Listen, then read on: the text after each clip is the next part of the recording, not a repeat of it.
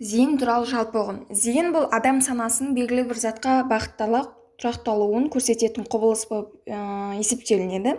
Бұл айналадағы объектілердің ішінен керектісін бөліп алып, соған психикалық әрекеттерді тұрақтап алу. Одан кейін зейін үшке бөлінеді: ырықты, ырықсыз, үйреншікті болып. Ырықты зейін дегеніміз бұл белгілі бір мақсатты көздеп объектілерге ерекше зер салып отыру, бұл ырықты болып есептелінеді. Ырықсыз бұл адамның сыртқы ортамен байланысты үлкен рөл атқаратын болып есептелінеді. Себебі ол күшті тітіркеніштерді, көз айырмашылықпен, жарық, қанық, бояулы заттарды, қатты заттарды, құбылыстарды сыртқы ортамен байланыстырады. Ал үйреншікті зейін дегеніміз адамның табиғи сіңісіп кеткен арнайы күш жұмсай алмайтын, жұмсай алатын, яғни сол әрекетті орындай алатын зейін болып есептелінеді. Түйсікке келетін болсақ, бұл сыртқы дүние заттары мен құбылыстардың жеке қасиеттерінің сезім мүшелеріне тікелей әсер етуіне пайда болған мидағы түйсік болып есептелінеді. Мысалға қарап отырсақ, әр нәрсені бір елестете отырып, соларға кәдімгі өмірде соларды елестете білу. Түйсік екіге бөлінеді: бейнелейді, түйсік бейнелейді және физиологиялық механизм бойынша келесі қызмет түрін атқарады.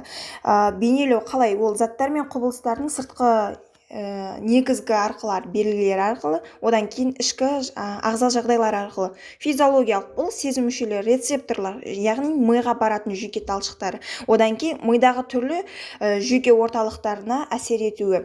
Одан кейін түйсік бөлінеді заңдылықтарына қарай: сезгіштік, яғни табалдырық, абсолюттік айырма деп бөлінеді. Одан кейін адаптация, біртіндеп бейімделу, яғни елестеткен нәрсесін біртіндеп жаймен соны шығара білу. Одан кейін сенсибиляция, бұл сезгіштікті арттыру. Одан кейін синестезия, бұл түйсіктердің қосарлана жүруі. Одан кейін бірізді образдар, бұл аз уақытқа болса да түйсіктің өз күйінде қалуы деп есептелінеді.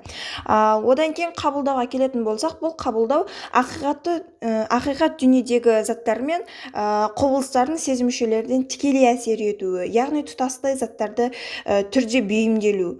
Одан кейін қиял, бұл қиял сыртқы дүние заттары мен құбылыстардың субъективті образдарын қайтадан жаңартып, өңдеп бейнелеуде көрінетін адамға ғана тән психологиялық процесс болып есептелінеді. Қиялда біз мысалға любой нәрсені қиялдай аламыз және де оны орындауға да болады.